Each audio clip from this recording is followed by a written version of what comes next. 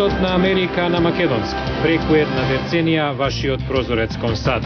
А сега, директно од студиото во Вашингтон. Добро вечер. Го гледате ТВ журналот Newsflash на Гласот на Америка на македонски јазик, а јас сум Лилица Китановска. Председателот Барак Обама пристигна во Јужна Кореја. Во исто време е објавено писмото од него до учесниците на економскиот самит на групата 20, што започнува подоцна неделава. Што вели таму, веднаш на почетокот на емисијава. Американскиот председател во писмото вели дека целокупниот просперитет е поврзан со американскиот и дека сите треба да направат промени за да обезбедат глобален растеж.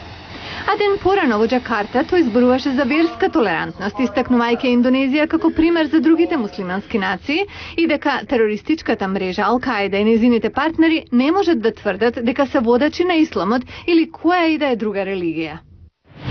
Институтот за безбедносни студии на Европската унија во Вашингтон од воднемен форум порача дека на Балканот и на Источна Европа им предстои уште многу работа на трансатлантска безбедносна агенда.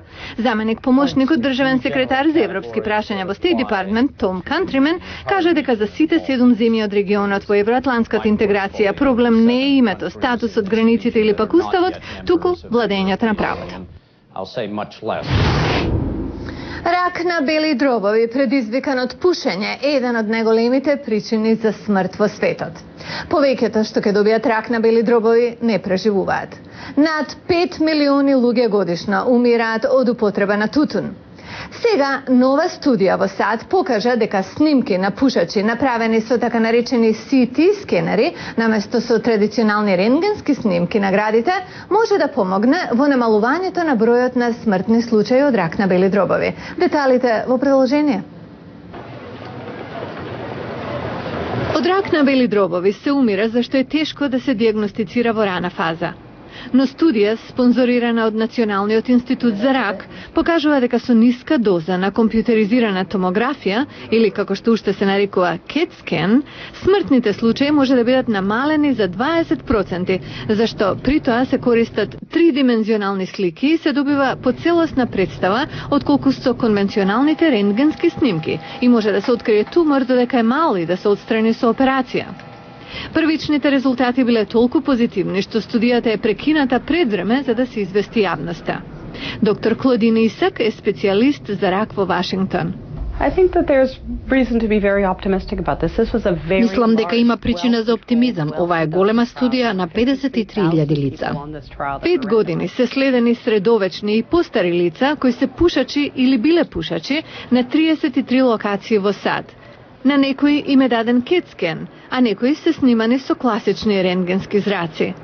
Доктор Исак вели дека од сега ќе предлагаат рутинско вакво годишно снимање со мала доза.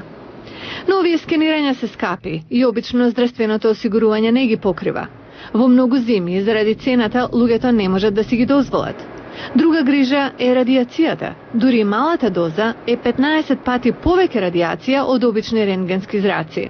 Доктор Исак вели дека со овој вид скенирање може да се откријат абнормалности што не се канцерогени и може да спречат хируршки зафати што не се неопходни. Лекарите се надеваат дека студијата може да има уште една добра страна, да ги поттикне луѓето да престанат да пушат. Критичарите на ваквите скенирања се плашат за спротивното, дека пушачите може да го изгубат мотивот да се откажат од пушење, верувајќи дека со скенирањето ќе им биде спасен животот дури и ако добијат рак. Британија привлекува студенти и работници од цел свет. Дори толку што имиграцијата е најбрз придонесувач за растот на британската популација. Новата коалициона влада планира да представи граница на бројот на имигранти што се од земји надвор од Европската унија. Дженифер Глас од Гласот на Америка во следниот прилог зборува за што се подготвени некои имигранти само да останат во земјата. Во Северна Англија, африканец и неговата идна сопруга од Словачка одат на сослушување.